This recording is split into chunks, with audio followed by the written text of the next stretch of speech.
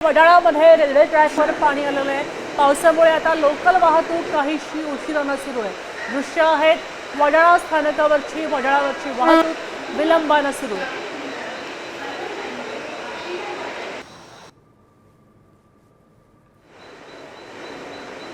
मुंबईला आज देखील पावसाचा रेड अलर्ट देण्यात आला असून सकाळपासूनच पावसाची संततधार सुरू आहे आणि याचा परिणाम म्हणून आता सकल भागांमध्ये पाणी साचायला सुरुवात झालेली आहे। मी आता वडाळा रेल्वे स्टेशनवर आहे आणि या ठिकाणी बघतोय की हा रेल्वे ट्रॅक आहे तो देखील आता पाण्याखाली गेलेला आहे।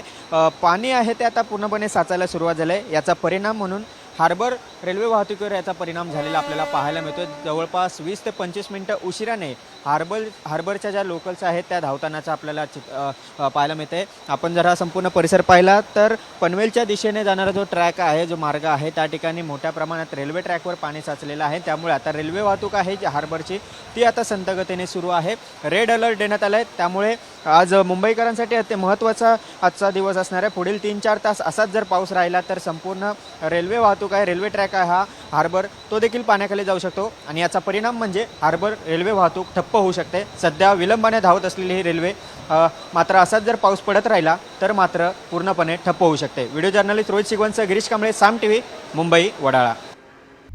आता isakal.com आहे देशातील नंबर 1 ची मराठी न्यूज वेबसाईट। प्रत्येक अपडेटसाठी isakal.com ला नक्की भेट द्या।